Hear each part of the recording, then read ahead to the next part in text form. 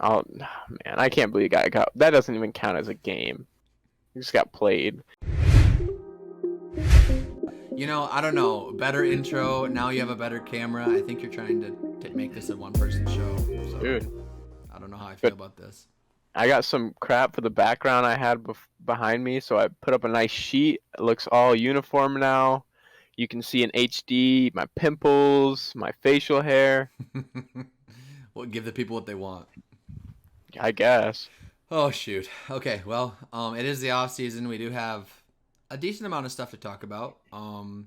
Skipped a week. Just felt like we wanted to make sure we had a lot to talk about. So, we will most likely do every week in the off season. There may be a week here and there that we skip, but thanks for listening. Make sure to like and subscribe.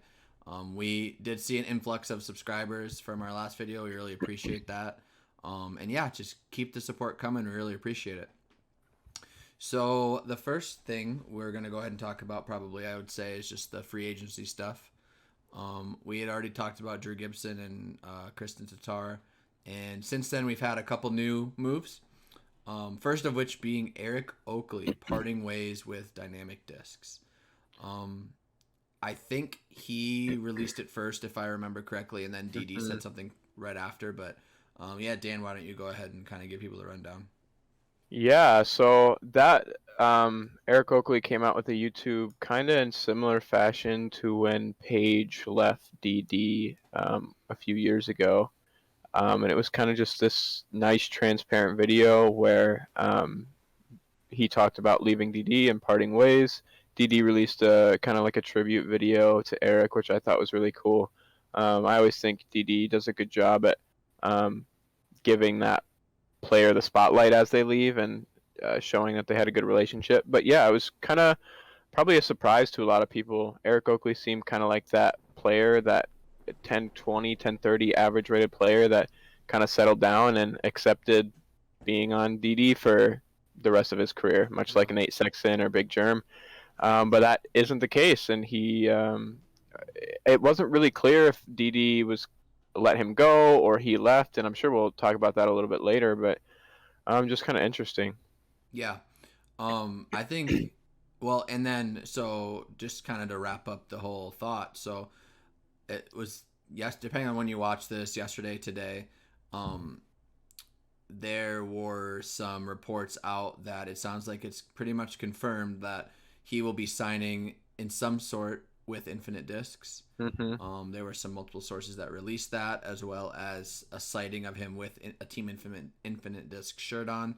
So as of right now, when we made this, it wasn't official, and who knows when it'll become official, but it kind of sounds like that's what's going to happen. Yep. So for me, the two things kind of to go over are, how do we think this played out between Eric and DD, and then our thoughts on the Infinite move. So do you think that this was mutual? Nothing's mutual ever. That's not really how things work. That's how I feel. Do you think this was Dynamic trying to open up some space? Do you think this was Eric feeling like he wasn't getting what he deserved or wanted to test the market? What do you think?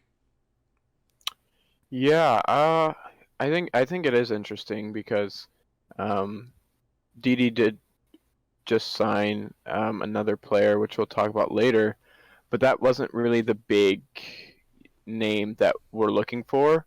So it is very possible DD just said, "Hey, like we don't have a whole lot of extra cash to be shelling out to people that aren't the big name we're shooting for."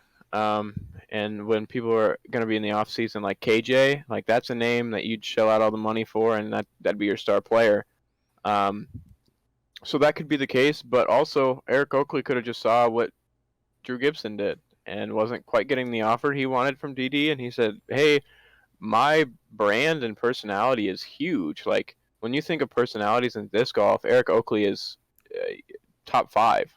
I mean, everyone knows him. Pretty much everyone likes him. And he said he could have just said, "Hey, I'm gonna take the Drew Gibson route and hop over to Infinite because it seems like they're open to that kind of thing and just letting my brand speak for itself." So it could be both things. I hope and even if it wasn't for that reason, I hope DD is able to lock down that big name player. Um, so Yeah. because I just want to see DD succeed. I want him Yeah. to have that player. The thing that's interesting, there's two things to think about here.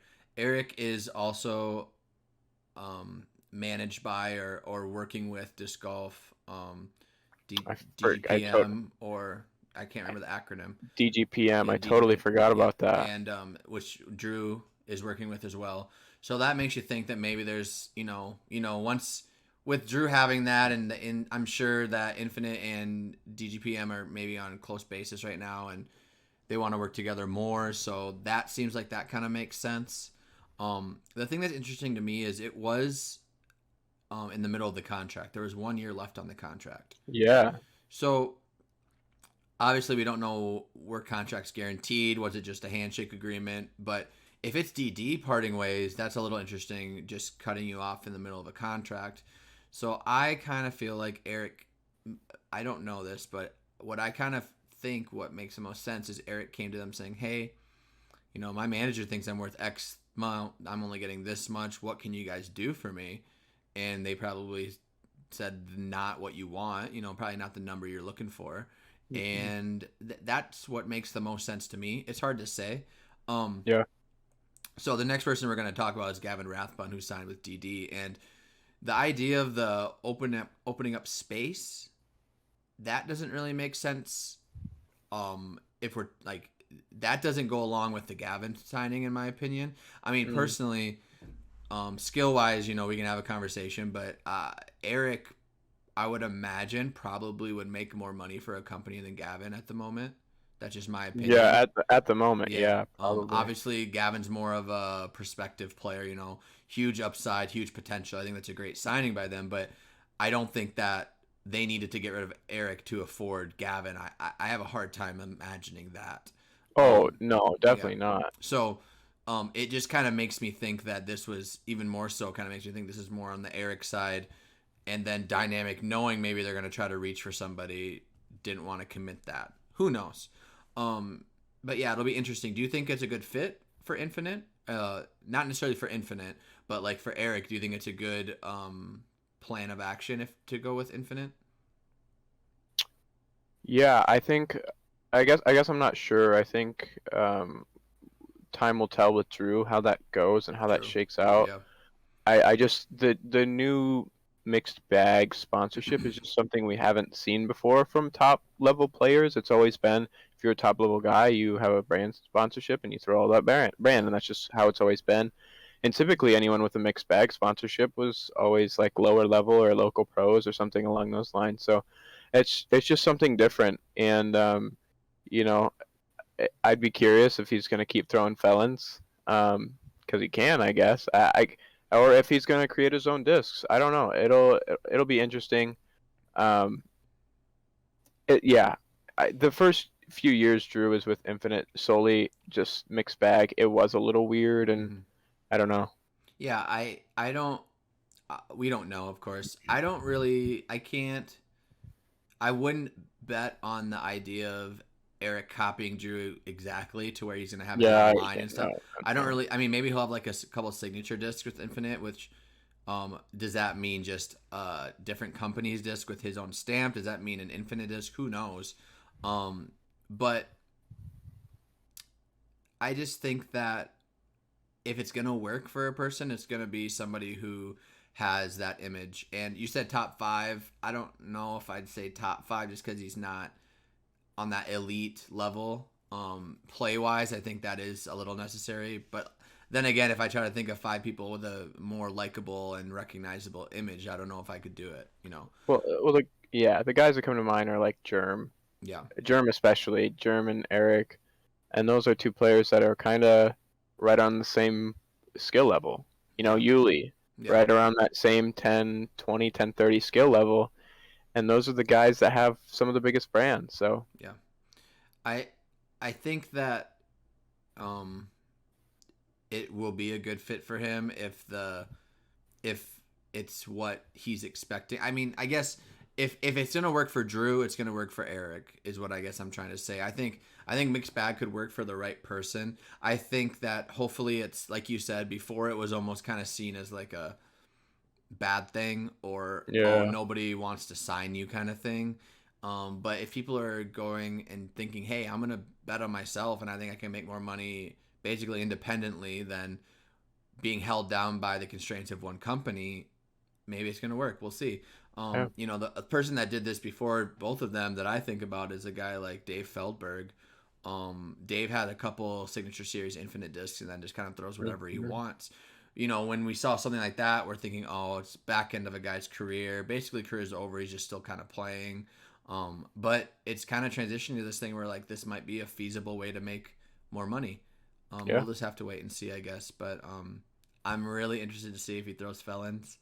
Um, Yeah, I think it'll be if interesting. he goes and throws like a What if he Firebird or just whips out something, the Firebirds, yeah. man? That'd After be all a those big years rip of in the saying felon, face. yeah, just yeah, it'd be kind of Burn, funny. We'll see. burn some bridges by putting Firebirds in his bag. Just Yeah, saying. yeah. What's better, a felon or a Firebird? I haven't thrown felons that much. I was a big Firebird guy for a while, but I think one thing that I've heard people say about felons is they're not quite as consistent as a Firebird. Like you'll get those ones that aren't quite as overstable. So it depends what you want it for, I guess. yeah, I Um, mean, yeah, but I don't know. It'll be interesting to see what he keeps, and I think it'll go to show, it, you know, not indirectly. I think this could either help or hurt DD, mm, because if the start of the season goes and he doesn't have a single DD bag or disc in his bag, people will be like, looks like he doesn't think these are good discs. But if he keeps a felon, if he keeps a, that, Emac yeah, Truth. exactly. Then it's like, oh, these held up even when he has an option of everybody else. So Mm, that's what I'm most excited for. yeah, I think it is fun. Yeah. So the other signing that we kind of mentioned was Gavin Rathbun signed with DD. Um, yeah, I think this is, like we said before, up and coming player, big upside. I would really love to know how much he signed for. We probably Yeah. won't know that someday. Maybe we'll know things like that. But um, yeah, what do you think of this signing for both sides again, for Gavin and for DD? Yeah, Gavin Rathbun's coming off of a shoulder injury. Kind of was playing with a torn labrum. For those of you who don't know what that is, it's basically just the tissue that keeps your shoulder in place. And so I tore my labrum in football, high school. So I've dealt with that before, but it's a pretty common thing in like pitchers and stuff like that, and you can typically play through it and then just get surgery afterwards. So I think Gavin was playing with a torn labrum for quite a lot of the season and still playing really, really well, um, but kind of took off a little bit early to get that fixed and have surgery, and now he's on the road to recovery, and I'd assume he'd be starting back up sometime next year, if not at the beginning. Um, Left Team Discmania, which Discmania is, up and coming, Yeah. just with the new production, their own way of production. I would assume they're going to have a butt ton more money to possibly sign some new players, and it doesn't look like Gavin's going to be a part of that. So I hope he got a nice sized contract from DD. Again, we don't know, and I don't think it will be released.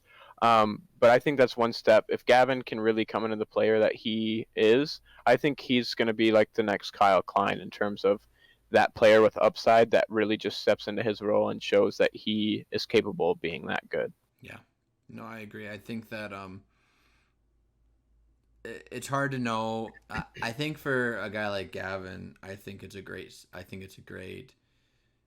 It's hard to say if it's great because we don't know how much money he's getting. But let's just Mm, say he got his fair market price, whatever that is. I think this is a great place for any player.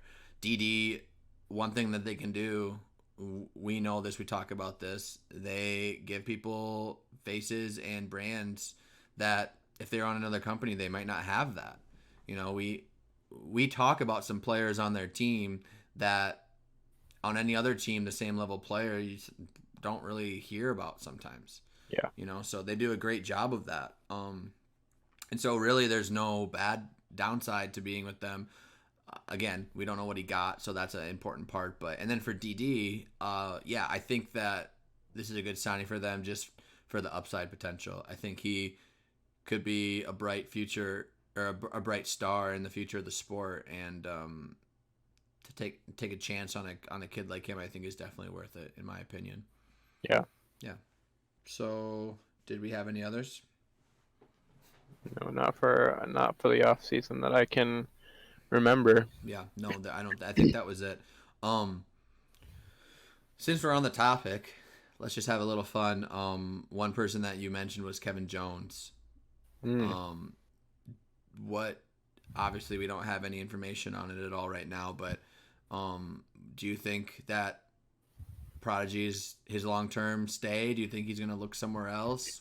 What do you think? Well, he'll be shopping. I can't imagine he won't be. I Yeah. mean, when you're that caliber of player, you best believe you will be at everyone will be at your door, and you're gonna entertain all of them. I mean, Yep. James Conrad did that. Eagle McMahon. I mean, as much as Eagle's involved with Discmania and that whole dream, I guarantee you he had a conversation with every major brand who offered him a deal worthy of listening to. Yep. So the same will go for KJ. And I know me and Mike have talked about a lot about this off podcast, just like where we'd like to see KJ, because he's the biggest one, but even some other big players go to different companies, what we'd like to see. But KJ is the one we have this season, and I think, he's been pretty involved with some of the new things coming from Prodigy. Mm-hmm. But maybe that's just Prodigy trying to say, hey, we got these things coming. Don't leave now. Right. I don't know. Right. Yeah, it'll be interesting. Like on his Instagram, he seemed pretty excited about certain discs and things like that. But I mean, as long as you're on the team, that's just kind of what you're expected to do. And Good job. yeah, so we'll see. I mean, I would like to see him stay with Prodigy personally. I also think it'd be fun for him to be somewhere else too. It's one of those things that, as just a fan of the game, it's kind of fun to just see changes, just kind of see the chaos. If Ricky decided to go to Prodigy or to DD this year, like that would just be like wild and incredible. So just for the sake of changing things up, seeing what they throw and things like that. Yeah. So no, if I had to guess, I think Kevin's gonna stick with Prodigy. I think they're pretty serious about keeping their core guys. But we'll have to wait and see. I mean, he's seeing these people get money from other places. It sounds like, from what I'm hearing, it sounds like talk between players is opening up a little bit. They're kind of like, wait, you're getting this. This is what I'm getting. At a job, actually, I think in a lot of states it's illegal to do this, but employers kind of tell you, hey, don't talk about what you get paid. Like, don't do that. And they're doing that because if people realize they're getting paid less than this person or that person, they're going to expect the same. And so I think it's good for these players to be talking amongst each other, and just put their pride aside that they're getting paid not enough or whatever, and figure out what the market rate is and make sure that they're getting what they deserve. Yeah. Yeah. No. So okay. Yeah. I mean, we're gonna stay up to date with that. We're trying to dig into some stuff and figure out things, hopefully a little bit before they get announced, and hopefully we can reveal some of that too if we ever come across it. But yeah. Whoa, this just in. Kevin Jones has signed with Castaplast for 16 years. Oh man, great. He's gonna be throwing some bergs, I bet. Yeah. Oh yeah. Oh jeez. Can you name 3 discs from Castaplast right now? The Berg. Not the Berg. No, you can't not count the Berg. Okay. 2 more. The Berg. There's like a Lux, a Lux. There's okay, yeah. And there's a Fox. Fauk. Well, our game we're playing today, hopefully there's none on there. No Castaplast discs, please. All right. Next thing we want to talk about, Dan, why don't you go ahead and explain the major news, the major tournament news? Yeah, so the Players' Cup Championship was the major that just poofed into an existence. a major that was poofed into existence, which was, I can't even remember exactly how the format went, but I think they played 2 rounds of stroke play, and then that all didn't matter, or 3 rounds of stroke play and then a round of match play, something absurd that included match play. Don't get me wrong or Mike wrong. We enjoy match play, and like it'd be fun to watch. Um, but there needs to be a way better system, and we should not just drop an event in, call it a major, and have them play some dreamt up event. Like it's like if we made the All Star event a major, like that. Just Yeah, that's what it All Star felt event like. was the All Star event was cool to watch, Yeah. but it's not a major. Right. No one remembers who won, Yeah. but it was fun. Who did win? Paul, No. but Kona won. Kona and Paul, right? yeah, Yeah. and Kona, yeah, but like no one really remember. It doesn't matter. Yeah, it doesn't matter. So that's just kind of how I know I felt on the situation, and a lot of the players, the head of the players committee, I think is what it's called, which is Paul Ulibarri. I mean, he was on a podcast just slandering this event to its core. Multiple times. Yeah, as he should. And then Paul Macbeth didn't have it on his tour schedule. Yeah, he just said he wasn't coming. He's like, nah, man.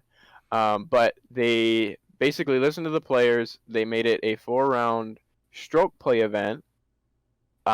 So this, just makes it so much more normal. And I don't even know where it's going to be at. I think it's at a Georgia. pretty Georgia. I Everywhere. think it's at a pretty prestigious course. I don't know for sure though, but a prestigious course, a good name, a proper event run the way it should be. I'm okay with that being a major. Yeah. I think the players are all excited for that. I think it's just going to be overall way better. Yeah, I'm so happy that they decided to do this. I think that we're already running into an issue with just having an inaugural tournament become a major. I think that's kind of silly. I think a major should have prestige. It should be a tournament that people really, really want to win and have a reason behind it other than just being another tournament. So I already have an issue with that. But I can get over that. What I can't get over is some circus format that we've never done. It doesn't make a ton of sense. That really isn't having the best person win. It just didn't make any sense. But that's okay. We can all forget that was ever a thing because they made the right decision to change it. So props to them for figuring that out. I think that the players. I'm curious if like Paul will go Macbeth. Oh, now that they changed it. Yeah. I just, to me, it's not. It's hard to call it a major for me. But I think that doing this is at least showing. The PDGA has done a lot of decent things recently. Changing the national tour to letting Disc Golf Pro Tour take those over. Listening to the players here, making that decision. Like, if they continue to kind of show this idea of we're going to listen to the players, the pros are the priority, and what they decide is what we're going to go with. That can only bode well for everybody. So I'm really happy that they made this decision. I hope they continue listening to the players. But yeah, I'm excited to watch it. I mean, but to me, I don't know what they can do to make it seem more special because there's no history, When I think of like a prestigious tournament, I think about the history. I think about the grainy videos of Ken Climo with his arms up winning the event. Like, those are the things that make it feel prestigious to me, and we'll see. I mean, it'll be a fun tournament. The name is awesome. I like the idea of like the Champions Cup. Like, it's cool, but I don't know. It is what it is. Maybe we'll just have to give it a few years, and then it'll have sure. that value that we're looking for.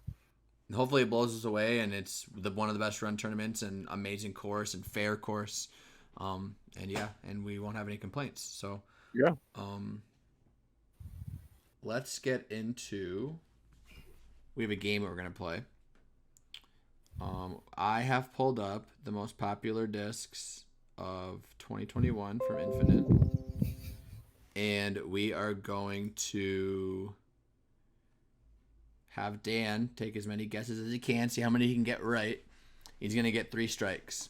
So if he guesses one that's not on the list, he gets a strike. And how many do you think you're going to get, Dan? I'd say the goal should be I want to hear what you think you're gonna get first. I'm gonna get at least 7. At least 7. At least 7. I'm pretty confident. Wow. Yeah. Okay. I will let you go ahead. I was gonna say if you got 7, you win, but Sure, I can win.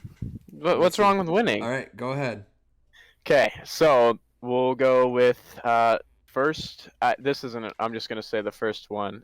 I don't know where it is, but Destroyer. Okay. Are you gonna tell me where it's ranked? I'm not. I think that's gonna help you. Well, yeah. Okay, cool. AVR Okay. Zone. Hold on 1 second. I have quarter 1 pulled up for some reason, so we need to make sure we have the right ones. All 3 of those are gonna be on it, but let's just make sure we have the right ones. Jeez, trying to make me play a faulty game. All right. So you had Destroyer. I'll tell you which ones they are. Sure. Now, keep in mind, this is just the most popular on Infinite's From Infinite Discs. website. Yep, I'm ready. All right, so Destroyer was 3. What did you say? AVR? AVR. It's not on there. That's your first strike. So is the Zone on there? Zone's number 1. So you got 2. Okay.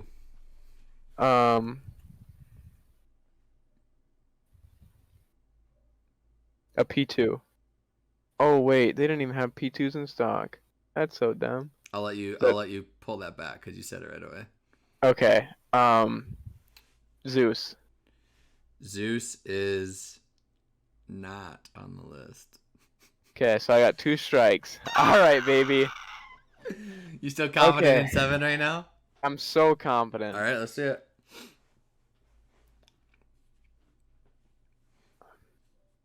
Emperor.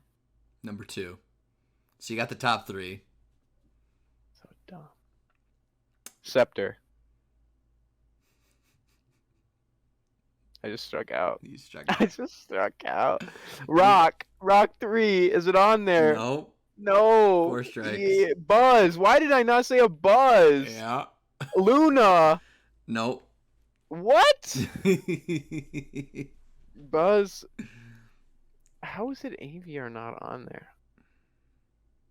I'm gonna give you the list. Malta. No. What is on there? Is there more Infinite Discs molds on there? There's 3 more. The Pharaoh. Yep. Goodness. The Alpaca. Yep. Yo, man. Is there one more? Yep. The Maya. I don't know anymore. Sphinx.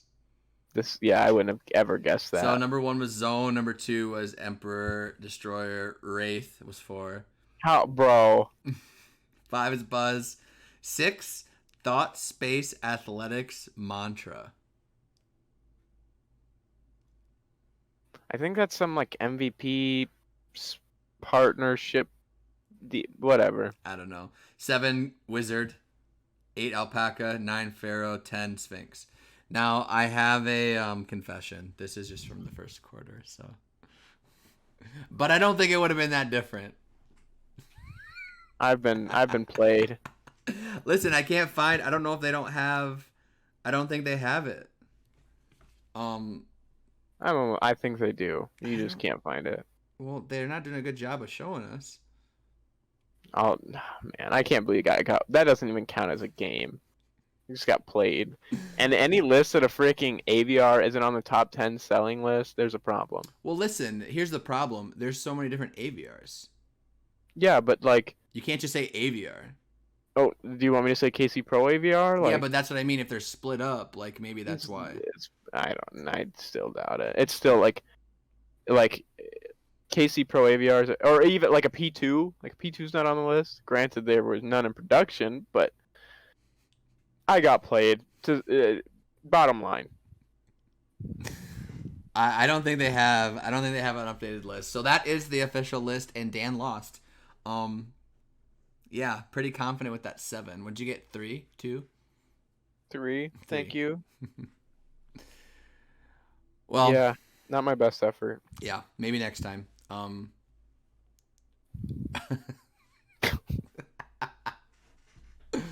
Oh shoot. Well, did we have anything else we wanted to go over? I don't think so. I don't. If we did, Dan doesn't care anymore. He just Well, wants to. yeah, leave it on that note. I'm done. Listen, man. New camera, new background. It doesn't hide your lack of knowledge of disc golf. True. Don't worry. I'll give you an easier game next week. How about? Yeah, please boost my Next week confidence. next week I'll have you name disc golf brands and see if you can get more than 3. Oh man. All right, guys. Thanks for tuning in. We'll see you next week. It might be a solo podcast. I don't know if Dan's gonna come back after that performance, but we can only hope. See you guys. Maybe through my tears. See you later.